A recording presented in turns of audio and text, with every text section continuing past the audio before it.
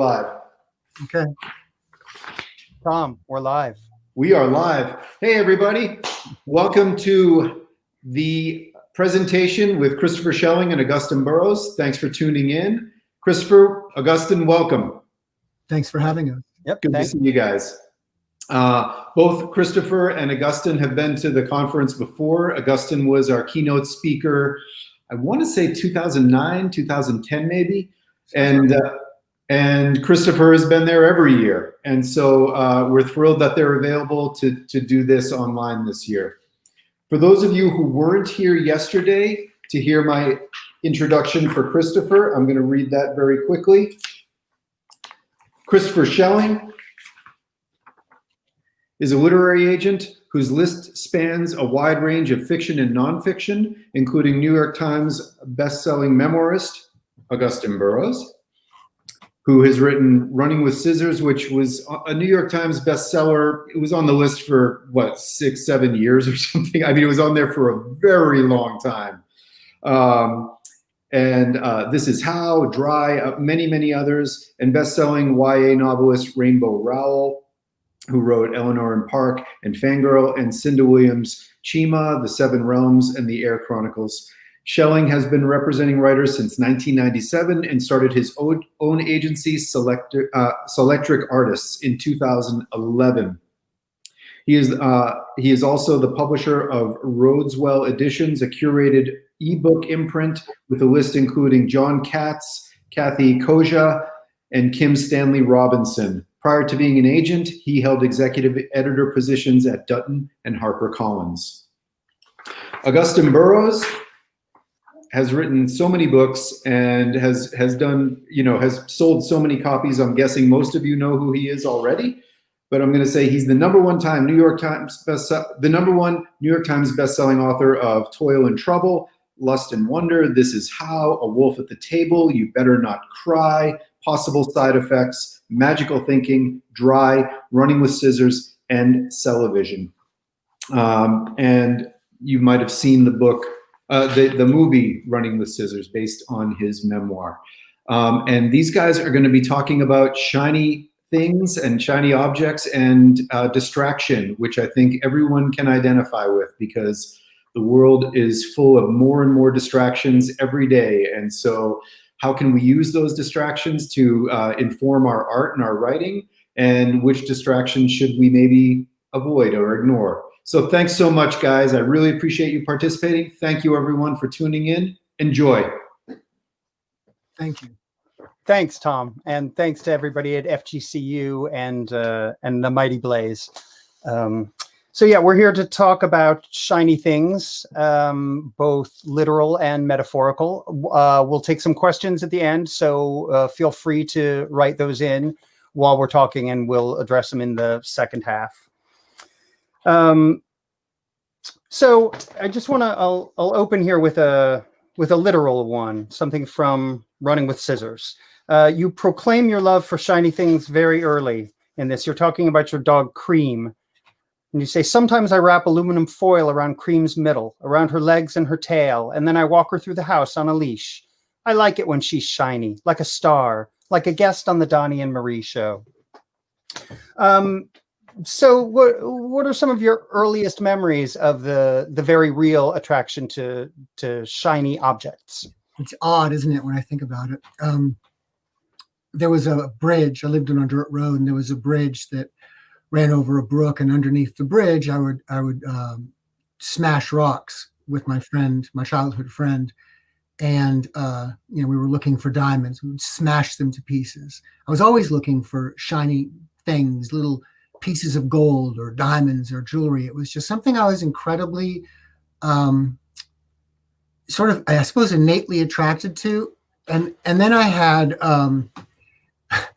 this innate attraction was emphasized by my paternal grandmother down in Lawrenceville, Georgia.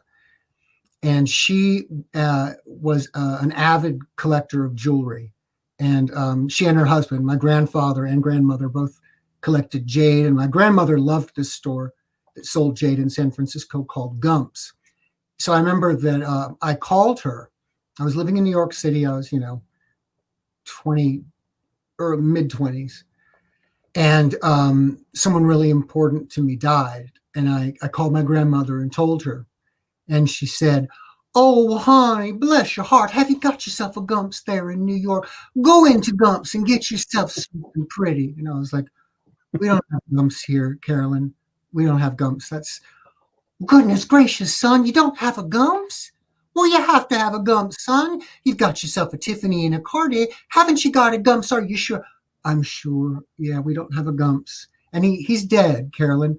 "Oh, I hear you, honey. Get on a plane and go to San Francisco and get yourself a pretty piece of jade."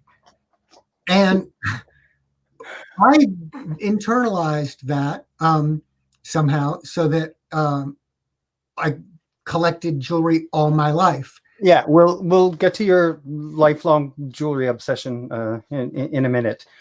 On the metaphorical side, there is the idea of a bird. It's usually a magpie or a crow who is attracted to any shiny object that comes by. I mean, it's sort of given a negative cast, that it's like the next thing that glimmers is going to capture your attention, and you're not going to be paying attention to this one thing that you should. Mm-hmm. But your entire writing career sort of started as a distraction, right? It did, and I mean, it was really accidental.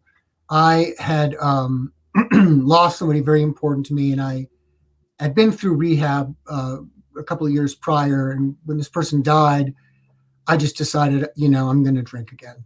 And it was everything awful that they said it would be. So I began watching a home shopping network that was back in 1998 and 1999. That was the only live television. CNN in the news cycle was rerun at night. It was not 24 hours. It was only the home shopping channels that were 24 hours. And because I had no actual human companionship in my life, I would watch this home shopping network, and I would watch it for, 13, 14, 15 hours a day, really in a brokenhearted trance, focused very deeply on the screen, but as a place to really kind of park my mind. And I didn't expect to write a book. I didn't expect to ever recover. I expected I would probably die from, heart failure. And one morning I woke up and I wrote the first line of what became my first book. And it was about an incident that happened to a host on a fictitious home shopping network. And the whole book was really, it was about a home shopping network. And that's an example of a detour that I had taken that I didn't expect to take. And I think a lot of writers struggle with discipline and keeping on task and not getting sidetracked. And I think one thing that I have always done is, and part of it's by genetic, I definitely have certain genetic issues staying on task. So I tend to, look over there and be distracted by that shiny thing and that shiny thing. But I go with it. And these detours, these little trips that I did not choose, are often very fruitful. It's often the accidents, I think, that we encounter or have that turn out to be the most valuable. I mean, every book that I've written, I've started off as, in my mind, I'm going to write this specific book. And it's never been that specific book that I actually imagined. But you can take it, I think, to extremes, where you can not make any decisions. I mean, I did that when I first got out of rehab. I'm not a spiritual person at all. I don't believe in anything. I don't believe in any higher power or anything at all. I don't know what's out there. I don't know why what it is. But I pretended that I did. For the first year, I pretended that I did. Oh, the baby Jesus wants me to go, then I'll go. If someone asked me to do something, I'd be like, okay, sure, even though it was the last thing I wanted to do. And that randomness, when that was introduced into my life, made it incredibly rich. So the shiny things, the distractions, the detours, these unexpected detours, these off the map places that catch our eye, are really worthy of study and attention, because we can recycle them in our writing. Mm-hmm. So, and I think it's so interesting that the sort of watching of Home Shopping Network as like a therapeutic, I mean, looking at shiny things was sort of the distraction from drinking.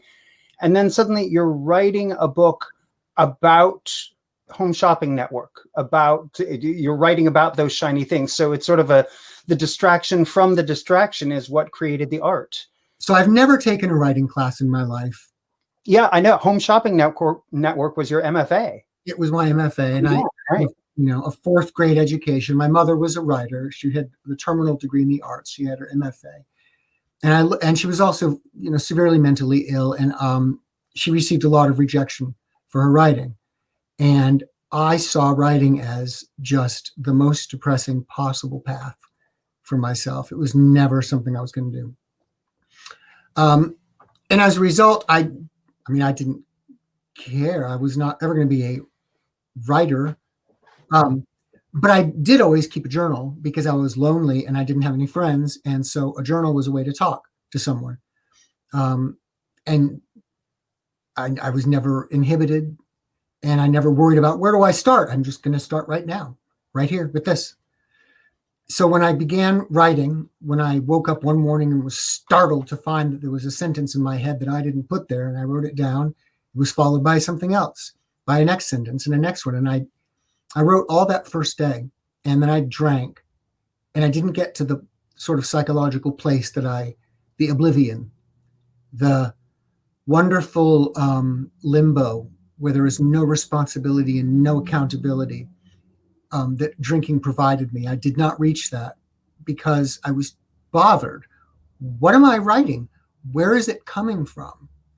These characters were more real than anything else really in my life, and they were just springing up. And I had all this knowledge that I didn't realize I had when it came, as I was writing, I was talking about gemstones, and I was talking about, that's 9 carats, but it's got the face up of a 14-carat ring because it's shallow. That's a huge stone presence. Now, if you'll look, it's prong set. And these prongs, they're not going to catch in your sweater because the ends are burnished. And it's like, I didn't even know I knew that. What is it? What does that even mean? So I had internalized this sort of lingo from watching this Home Shopping. And on the second day, I drank less. On the third day, I drank less. And by the fourth day, I couldn't drink at all. I was just focused on writing. And in 7 days, I finished it. And I didn't know if it was good or bad. But I did know that it was, 150 pages, and it had chapter titles. And so. Yeah, no, we could actually do a whole discussion just about that manuscript and that process, because you sent it to a lot of people, and I was the only one who didn't say no. I sent it to I was like the publisher clearinghouse. I sent it to every agent. I bought that 1990 so flattering guide to literary agents, and I wrote every single one of them. And I got back just a massive stack of rejection. Well, 4 people died in rejection letters. Part of it is that it's a satire, which is a really difficult genre to tackle. You always end up in that position, like, Home Shopping Network is your target. Kind of a thing, and I get it. I get it now more than I did at the time. Right. At the time, I didn't get it because I was like, oh, I'm going to be a writer. This is what I'm going to do from now on. If I can write a crappy book in a month, I can write a great one in a year. I don't care if I'm 60 or 70 or 80 when this happens. I'm going to write. And I knew it. I knew I'd be a writer, and I knew I'd be published. No, in my mind, I just figured I'd be very poor and very old when I finally did get published. Well, I loved the thing that I think it was your friend Suzanne said, that at the point where I took you on and I sent it out, and we found somebody who loved Home Shopping and knew it as well as you did, who really connected with it. And you were having a call with Suzanne, and she was sort of, belittling your novel. And you said, I have an agent now, and he knows the perfect publisher for it. And she snorted and said, yeah, so do I. Kinko's. Right. So, I mean, you've been writing consistently since then. And I mean, it sounds like distractions are still useful because, especially when you're writing about your life, it's almost like everything is a writing prompt. Everything is a writing prompt. And even if you don't think it's interesting enough, even if one thing that people, and I guess because I'm a memoirist, people often who want to write memoir will say to me is that, they're concerned that they don't have who'd want to read about my life, well, who am I to think my life is interesting? And it's been my experience that if it's your life and it's interesting enough for you to continue living it, perhaps it would be interesting for others to read. But it's also up to you to make it interesting. And that doesn't mean you need to fabricate anything in your life. It means that you need to be, you need to get to the elemental truth, of what you were really feeling, what really happened. Mm-hmm. Because that's the thing that people respond to is, there's this scene in, I love Elizabeth Berg, the writer Elizabeth Berg. And, what I love about her writing is that she writes from a pool of truth. I mean, she's just incapable of writing an emotionally dishonest line. And her characters inhabit worlds that are very different from mine, and I have nothing in common with, the people in the lives that she writes about. And yet I love what she does. And I remember one book, and I can't remember the book, but it's two women, probably in their 50s, sitting over a kitchen table, and there's toast and coffee, and it's one of those vinyl tablecloths, like from the 50s. And so as they're talking, one of the women is just pressing her index finger onto crumbs that are on the tablecloth, and just pressing her finger onto the crumbs. And that little detail, I mean, it's been a decade probably since I read that, and I never forgot it. And it's amazing because it immediately pulls you in. Oh yeah, I've done that. I know exactly what that feels like. And it's riveting. And it's somebody touching breadcrumbs on a table. So when you say to yourself, maybe your life there's nothing in it that's interesting. I didn't have an extraordinary life. Nothing crazy happened to me. That doesn't necessarily mean that you don't have a valid and fascinating story. It's really, in large part, how you tell it and the thoughts you've had. It may be true that maybe nothing event-wise remarkable did happen, but perhaps you had remarkable thoughts. I mean, if you look at Albert Einstein, he was a gross old guy working in a post office. Like, well, who is he to write anything about anything? He's working in a post office in Switzerland. Whoa, yeah, dude, that's great. But apparently, he had a rich inner life. But I think even if you're not writing memoir, I think it's that same thing. It's sort of your elemental truth, the crumbs on the tablecloth. It doesn't matter if you're writing memoir or fiction. The truth is the most important thing. Even if you're writing fantasy, the truth has to be true within its own internal logic. Mm-hmm. Right. Part of being truthful, by the way, means never using cliches, because those are a dime a dozen. Yeah, there you go. They're filler. They're like the blank little. Is it Scrabble that has the little blank thing? Mm-hmm. Mm-hmm. They're nothing. Right. Everything has to be fresh squeezed words. That's what you have to do 100% of the time, or don't bother. If your job as a writer is to manufacture, you're manufacturing. And go ahead. I'm just going to say it's your job to manufacture every single word by hand. And so what do you say to the did I do that? Right, people going through writer's block? When you're saying like you're a manufacturer, that seems to be one of the most common problems. What do you have distraction advice? Writer's block is interesting. It's sort of like our body's pain mechanism. Writer's block tells you there's something going on here. You're having trouble writing that section. Maybe you shouldn't be writing that section. So the first thing you need to do is you need to understand why you have writer's block, because then the writer's block will go away. And the way to understand why you have writer's block is to write about it. So the focus of the mind is like sort of like sunlight, and it burns away the shadows of mystery, and it clarifies. So if you focus your mind on writer's block, and I mean it like I'm sitting upstairs and he said to write about the writer's block, so I'm going to write about the writer's block and what it feels like. Well, what it feels like is I'm looking at a gray wall. I know I'm supposed to do the ending of my novel, but all I see is gray. I haven't got anything at all. When I think of gray on my phone, I haven't thought about my aunt in years, but she actually went prematurely gray when she was 20. And then she killed herself. And you know what? We never talked about it in the family. We never did. I should probably have put that in the book, shouldn't I? That's what I mean. Write about the writer's block. Write about what it feels like. Write everything you can, and eventually you'll get to the truth of why you have the writer's block.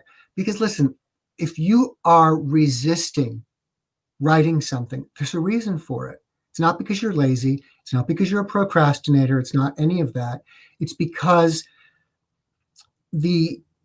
your subconscious knows better, knows a little bit more than your conscious mind. And it knows, no, don't go down that road. That's a detour. Wrong way. The bridge is out, Stop. It's trying to put the brakes on. And there's actually another path you need to take. Mm-hmm. Or not necessarily another path, but perhaps you need to revisit the path you're on through a different lens. But write about the writer's block and you'll dissolve it, and that will bring greater depth and meaning to your work. And you won't, you'll stop being afraid of writer's block, and you'll stop using it as an excuse not to write, and instead seeing it as a writer's prompt. Okay, I've got writer's block. I'm going to write about it. I'm going to dissolve it and understand it. Right. All right. So let's go back to some of your real shiny things. Getting back to your lifelong jewelry collecting. I know you had amassed a collection of that, and that was a little bit of a distraction in itself. So why don't you talk about how you addressed that? I did, and it was a lot of it was it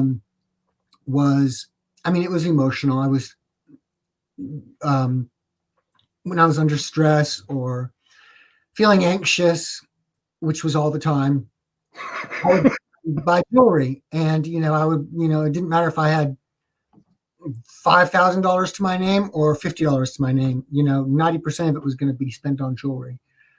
But over the years, I don't wear it. I don't wear jewelry. But each piece was like, oh, that's the one I need. That's the ring I need. That's the color I was looking for. That's exactly the pearl. The last one I'm ever going to buy. I'm never going to buy another necklace. My grandmother would have loved these beads. I'm going to buy these because I miss her. So there was an emotional reason for it. And then later on, as I began to study gemology, there was a different reason. It's like, oh, how fascinating that gemstone is. I need to buy, jewelry in that gemstone. And what ultimately ended up happening after decades was that I had a lot of jewelry and that I had removed from circulation, and some of it was exquisite. And it made me sad. It was like, oh gosh, crazy old guy has it locked up, and it should be around the neck of someone. It did not make me happy anymore. It was like my mental illness on display, in like, oh wow, why did I buy that? Yeah, my dog broke 2 teeth on 2 different star sapphires that he found around the floor of the apartment. That's not right, it's just not right. So I realized I can't be that crazy old guy that, buries a treasure and like leaves a map and kids follow the map and fall off cliffs to their death. That's already happened. That guy already exists. So I thought, well, you know what I'll have to do? I'll just have to open a little store. I'll have to, because I can't open a physical store because I don't want have a physical store. So I'll have an online store, and that's what I did. And I opened an online store on the First Dibs platform, which is like a luxury platform that I knew about before it was a consumer platform. It used to be for interior designers, and it was created by a gentleman who believed that the French flea market should be available to everyone. And it was, early on in the internet. And I was like, oh, I love this, because you could get really strange things on First Dibs, like you could get anywhere else. And so that's where I ended up as the only private collector on First Dibs. Every other jeweler on there has a jewelry store. I'm the only weird, freakish collector. And you got your gemology degree. And I got a gemology degree, so I know what I'm talking about. Right. This time your MFA was an actual degree. Mm-hmm. Right. And, so then let's come full circle here. Your next book is actually about a bird who sees shiny objects. Do you want to talk about that? Chloe and the Crow. Chloe's this really super smart girl, and she's kind of a misfit in a way. She's isolated. She's a bit lonely, but she makes friends with a crow. This crow starts like bringing her really cool stuff, and she's like, Crow, like, are you looking at me, and like, are you trying to communicate? Because she didn't like birds. Birds were like kind of gross. She had lists of things she liked and didn't like, and birds were on her list of like, no, because they're not snuggly and they're no fun and they're just like stupid birds. And then this crow is like, it's looking at her with like a penetrating gaze of intelligence. So it starts to give her presents, and she's like, okay, well, I'll give you a peanut, or a little scrap of bread. And they have this back and forth exchange of gift giving. And they develop a real friendship. It's an interspecies love story, friendship. No, I mean, it's an interspecies friendship. Yes, exactly. It is for children, after all. Yeah. A picture book. The illustrations are by a really wonderful artist named Bonnie Louie. Oh, and she's amazing. It's incredible. Look her up, Lui. Gorgeous work. I'm so lucky that she agreed to do this. Yeah, so that should be 2022. But yeah, that really did. Once again, now you're writing about the bird that sees the shiny objects. So that was you wrote a picture book, which would most people would not have thought would be the next thing. And it's funny because with the store, the majority of my time with this store, it's releasing my collection into the world. But in order to do that, I've got to write about what I loved about it. And I had this one ring, for example, that was just a simple silver ring with some, rubellite, which is like a very beautiful red tourmaline. But one of the first the top facet of the stone had been sheared off, right off. It's damaged, except it was just so beautiful. That damage did not make that ring any less beautiful. In fact, to me, it made it more beautiful, because the ring itself was Georgian, and it looked like it belonged to a duchess, and that she was running down the hallway in her castle, flailing her arms in a temper tantrum, and her arm, her hand caught a rocky castle wall and fractured the stone. I mean, that's just what I imagined every single time I looked at that ring.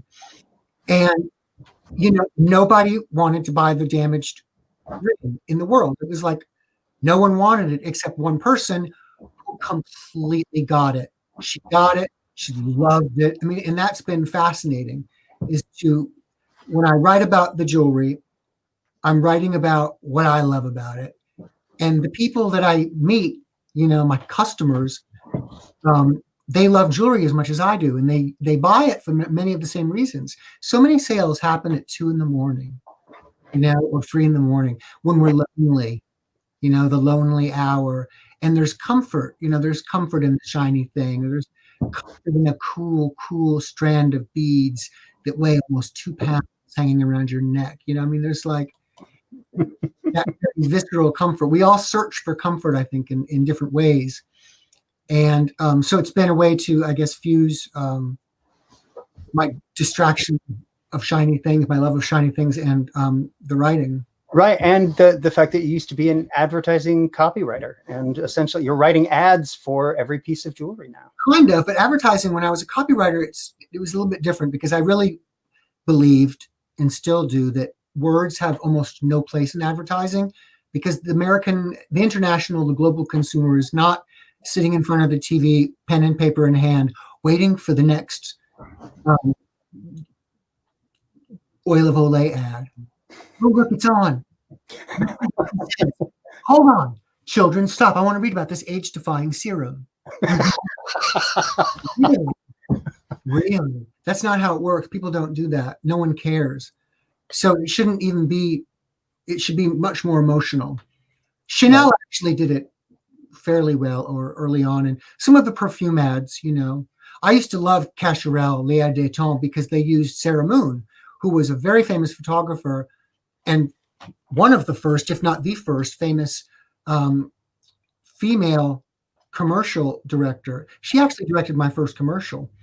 And she was just so far ahead of every other director. She spoke, her language was, she spoke in emotion. And there was never a word spoken, and they were so compelling. And so I don't know why we're talking about this now. No, I don't know. You know what? Do you want to take some questions? Sure. Okay. Do you want to try doing a magic trick in order to take the questions? Do you know any good magic tricks? You know one. Oh, you mean like leave? Okay, I can do that. Yeah. We're going to make you disappear. And you can just walk away. There you go. Oh my God. I didn't necessarily mean that to happen. Okay, now it is time for some questions. We got anything to pop up here? Augusten, how were you able to turn your hurt into art? P.S. You're my favorite. You know what? We'll come back to that. I've made him disappear. I need to make him appear again. I guess I didn't think through this part very, very carefully, did I? This is the part where I'm telling it's my cry for help, that he's holding me prisoner.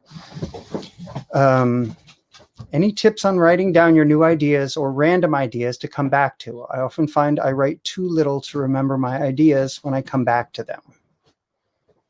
Oh my God, we have just broken the time-space continuum. That is the magic trick. Here is Augusten Burroughs. Hi there. In the same room. Yeah, there we go. There we go. Okay. I can sit up a little further too. There we go. Any tips on writing down your new ideas or random ideas to come back to? I often find I write too little to remember my ideas when I come back to them. Well, you just answered your own question there. You need to write more. And I definitely know what you mean, because I do that too. I'll write down one line and I'm sure I'll remember it from that line, and I won't remember it. So you need to really write down. And also I've noticed that as I'm writing down my idea, I will get distracted by what I'm writing, and then I will forget the original idea. So you may experience that too. But just try as quickly as possible to write down the full idea, and don't worry about like how you write that down, how you write that note, or even just talk it. Maybe use like audio notes. And there was also a previous question: how do you turn your hurt into art? Well, I don't know what art is, so I don't think about that. I don't even know what that means in terms of art. I think you recycle it. You can recycle it into something useful, and something useful visual. Art, yeah, that moves you, something deeply moving for other people. In my case, I sort of, I don't know how to even put it. I lay my story out. I just told the story of what happened. And by focusing on the parts of, my experience that either I thought were funny or that mattered most to me. And I don't think that you've done them sequentially either. It's sort of what when you're ready to write the hardest part, you're ready for it. Mm-hmm. Okay. Any tips for how to tell when a shiny object is leading to a dead end and should be left alone, or one that has potential to lead to something glorious? You're a little bit out of frame. Yeah, I am. And I you can always sit am. back because I can see those questions. Oh, okay. Don't do my grandpa imitation. No, that's just not flattering at all. Let's not go that close. And it's a wide angle lens. You know what? The truth always weighs something. It's almost like the truth has a molecular weight.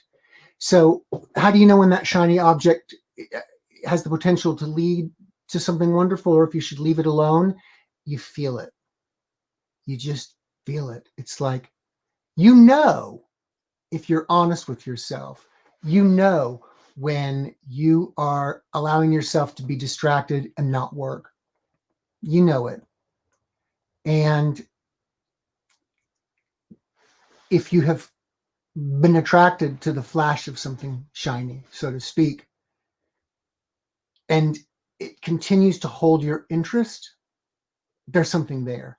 What I have found when I write for me, because I don't know you. I don't know you. I don't know if I'm going to offend you or make you laugh. I don't know what makes you laugh. I don't know what you want to hear. But I can only write for me.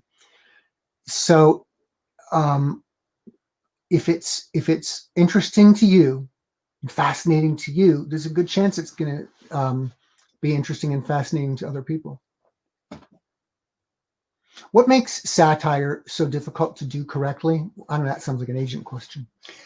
Well, I think it's because a lot of times the target is something that the people who love it don't want it to be made fun of, and the people who enjoy that kind of humor sometimes put themselves above what the topic is. I mean, I find that like crazy religion is frequently like a topic for satire, and it suffers from that thing. It's so over the top that the people who are fervent about it don't want to be made fun of, and I think a lot of other readers sort of feel like, well, that's already like a satire. It's a parody of itself. So I think there's a really tough balance there, and humor, I think, is even. I mean, everything is subjective in publishing, but I think humor is also very divisive. It's an added element of like either it hits or it doesn't, and it's really clear when it doesn't. So. Edith Wharton did an amazing job of satire in House of Mirth, and really all of her, not all, but most of her works about the Gilded Age, into which she was born.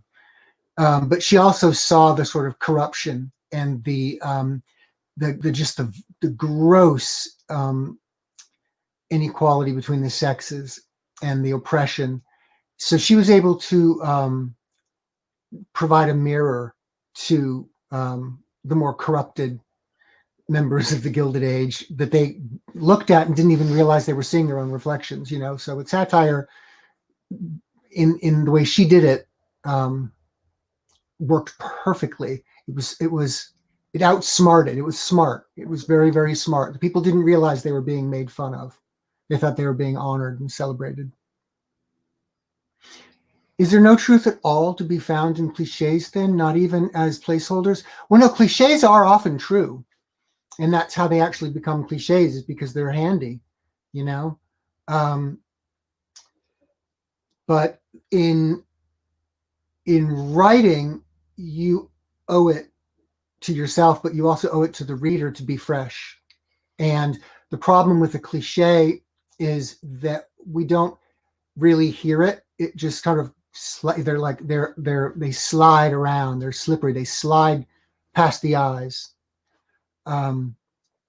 They are so deeply familiar that they evaporate from the page. So whatever it is you think the cliche means, it doesn't mean that anymore. So it's your job you can say exactly what the cliche says, but you need to do it in a completely fresh way. You have to manufacture, a new sentence. Do you have any advice to get past the fear of writing something that isn't good enough. Yes, it's not for you to judge whether it's good enough or not. That's for someone else to judge. You may never think it's good enough. Part of being a writer, that's not in the contract anywhere. And I've read it 14 times. Nowhere does it say that you at some point will feel good enough as a writer. You at some point will gain confidence. That does not happen. That's not included. It's never going to happen. You may never feel good about your writing. So forget that. Forget that and just write. It's okay to be afraid of writing as long as you're actually writing. Like, it's not okay to be afraid of writing and not write. That's not okay. So you have to write. But whether it's good or not, who knows? Whatever, who knows, will it be published? Now you can, do things to make it published. Other people can help you, steer it in a direction where it can get published. But the good thing, that's a trap. It's really a trap. And it's, again, you're not your own audience. Time for one more question. How do you find the right audience for satire? Well, you stunned us with that one. Yeah, really. All right. You know what? I feel like I'm tapped out on satire. Give us one more last question. Or that question of what's the best or worst writing advice? There you go. What is the best or worst writing advice? I think some of the best writing advice I ever received was really early on as a child from my mother, who said, "Oh, just write. Don't think about what you write. You don't need to think about the spelling or don't think about any of that. Just write. Just write. You need to get to where the thing you feel, it just flows right through your fingertips onto the screen or onto the page without anything getting in the way. No second guessing. No, is this good enough?" I learned very, very early on not to judge my writing. I think some of the worst writing advice is to write what you know, because then there's not really, as says the guy who's made an entire career out of writing, all I've ever written is what I know.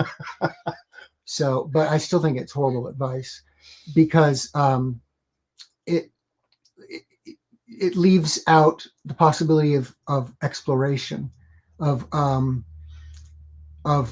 learning about something and writing about it as you go. There's nothing more thrilling. We love fresh is the best thing there is. So when you're writing a book, and maybe you're learning about I don't know, oranges, the history of oranges, and you're learning and you're writing as you learn, and you're uncovering these amazing facts and you're writing them down as you learn them. That passion and excitement you feel as you learn shows up, I think, in the writing. Okay, so I think that does it. Okay.